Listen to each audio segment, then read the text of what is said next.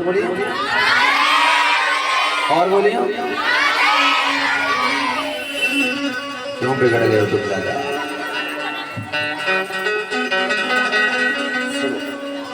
भगवान की असीम अनुकंपा, परम मंगल श्रीमद्भागवत महापुराण प्रत्यक्ष कृष्ण एव ही, प्रत्यक्ष कृष्ण एव ही भागवत श्री कृष्ण का स्वरूप। भागवत में और श्री कृष्ण में अंतर समझने वाले का कभी कल्याण नहीं होता। भागवत को और कृष्ण को एक समझने वाला, शास्त्र कहता है प्रत्यक्ष कृष्ण एव ही, यानी कृष्ण का ही स्वरूप है भागवत महापुराण। भागवत में और कृष्ण में भेद समझने वाला व्यक्ति, भागवत को पुस्तक समझने वाला और कृष्ण को भगवान समझने वाला व्यक्ति का कभी कल्याण नहीं होता।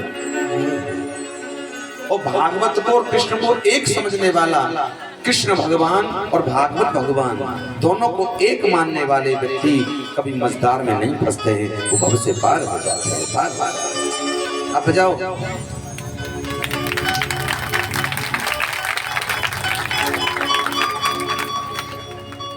परम मंगल स्वरूप श्रीमद् भागवत सप्ताह ज्ञानी अंग,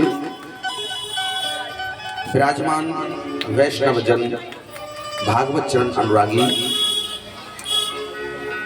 बंधु बांधव, प्रेमी जन, मेरी माता तुल्य माताएं, मेरे पिता तुल्य पिता, मेरे भाई तुल्य भाई और छोटे छोटे बाल गोपाल, संत समाज, भक्त समाज, विद्युत समाज, ब्राह्मण समाज, सभी धर्म सभी समाज से पधारे हुए भगवान के प्रेमी विपासु जन, कल हम सब ने श्रीमद् भागवत महापुराण के महात्म को श्रवण किया। महात्म का मतलब होता है महत्व। क्या होता है? और महत्व का मतलब होता है, महत्व का मतलब होता है किसी बड़ी चीज को करने से पहले उसका पहले बायोडाटा बनाते हैं, उसका मेनू बनाते हैं। समझना, पहले उसको समझते हैं। अब बेटी का बेटे का विवाह होता है तो उसी दिन कार्य नहीं करते सारे काम, 2-2 4-4 महीने 10-10 महीने पहले तैयारी हो जाती है। होती है कि नहीं? टेंट वाला वो करना है, साउंड वाला वो करना है, बैंड वाला वो करना है, हलवाई वो करने, बढ़िया से बढ़िया हमारी बदनामी ना हो जाए, है कि नहीं? वो पूरी भूमिका बनाते हैं। मैं तो मतलब भूमिका, भूमिका अगर भूमिका नहीं बनाएंगे तो शादी में फंस जाएंगे। फंसेंगे कि नहीं? उसका पहले ही आयोजन किया जाता है। उसको बैठ करके अपने बुजुर्ग भी बुलाए जाते हैं, अपने घर वाले रिश्तेदारों से सलाह ली जाती है, कैसे किया जाए, किस होटल को किया जाए, किसके घर किया जाए, क्या किया जाए, वो सारी व्यवस्थाएं बनाई जाती हैं। इसी प्रकार से भागवत की व्यवस्था है। भागवत कराने से पहले जैसे यजमान जो है होते हैं वो सारी सुविधाएं व्यवस्थाएं बनाते हैं। ब्राह्मणों को कहाँ रखना है, जैसे हमारे सैनी परिवार ने व्यवस्था बनाई, इनके लिए भोजन के लिए बढ़िया से बढ़िया व्यवस्था बनाई। टेंट साउंड ये सब कहां से करना है, जो हमारे महाराज जी को परेशानी ना हो, हमारी लोग बदनामी ना करें, हमारा पैसा भी खर्च हो और हमारी बदनामी हो। ये सारी भूमिकाएं बनाई जाती हैं पहले। ठीक उसी प्रकार से श्रीमद् भागवत महापुराण सुनने से पहले उसके जो नियम होते हैं, जो उसकी भूमिकाएं होती हैं, उसको समझना होता है। उसको कहते हैं महात्मा। अगर जिसकी समझ में महात्मा नहीं आया भागवत का, उसकी समझ में कथा समझ में नहीं आएगी कभी भी। और जिसकी समझ में महात्मा आ गया, अगर वो थोड़ा सा यत्न करे तो निश्चित तौर पर कथा समझ में आ जाएगी, और कथा समझ में आ जाएगी तो उसका कल्याण हो जाएगा। कथा सुनने के लिए, कथा कहने के लिए 3 प्रकारों समागम किए जाते हैं। 3 प्रकार के समागम होना आवश्यक है। एक सबसे पहले कुछ लोग हमसे बोलते हैं महाराज जी हमारे पड़ोस में कथा हुई थी लेकिन हम वंचित रह गए, हम सुन नहीं पाए। अरे भैया इसमें हमारा क्या कसूर है और इसमें कथा का क्या कसूर है?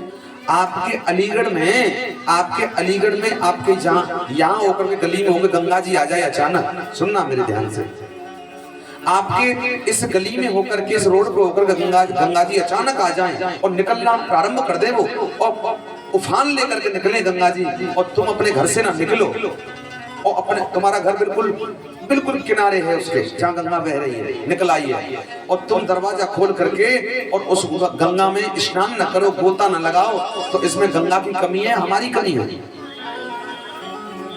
जवाब दे दो। इसमें गंगा का दोष नहीं है, इसमें अपन का दोष है माय डियर, अपन का। गंगा तो आ गई, एक वो गंगा एक ये गंगा, ये भी तो ज्ञान गंगा है।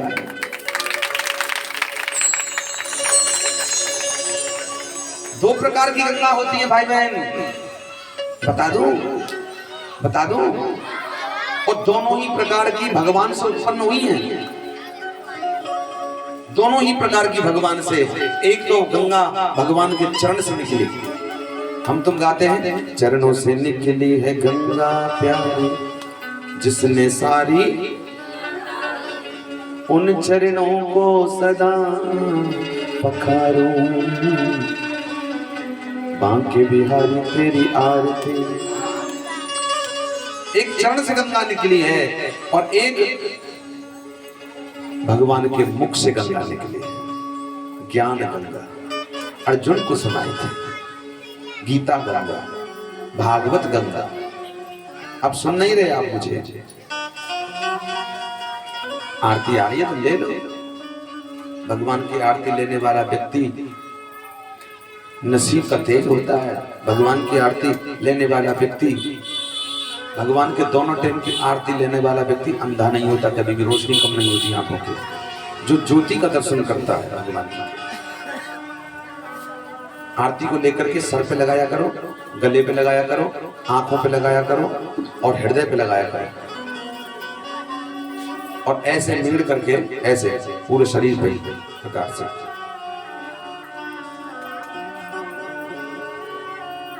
अब आप ये मत समझना महाराज जी पैसे के मारे कर रहे हैं, हाँ नहीं। कुछ लोग कहते हैं महाराज पंडित लोगों ने धंधा बना दिया है, धंधा है पंडितों का।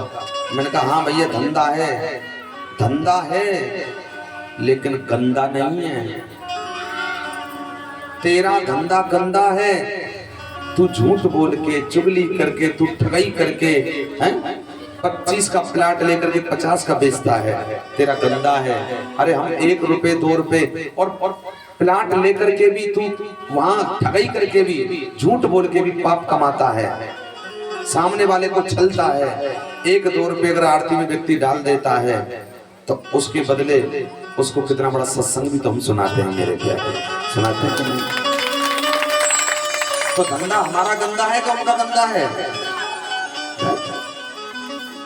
हमारा धंधा अच्छा है। मैं तो कहता हूं हर माँ का पुत्र, काश हर माँ का पुत्र एक बहुत बड़ा विद्वान होकर के, जैसे मैंने ये गद्दी लगा रखी है ऐसे ही हर माँ का पुत्र एक गद्दी लगा करके बैठ जाए और लोगों को टारगेट करे, लोगों को सुधारे।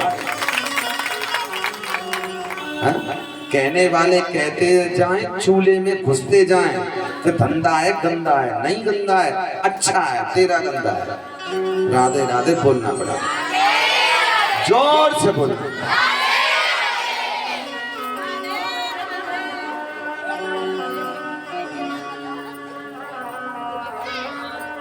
मेरे कहने का तात्पर्य ये है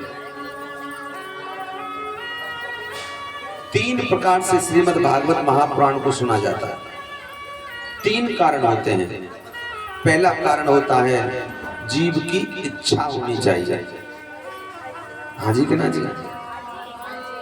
किसी चीज की मार्केट में शॉपिंग करने की इच्छा होगी तभी तो जाएंगे, और जब इच्छा नहीं होगी तो फिर कहेंगे नहीं हमको नहीं जाना पापा, नहीं जाना।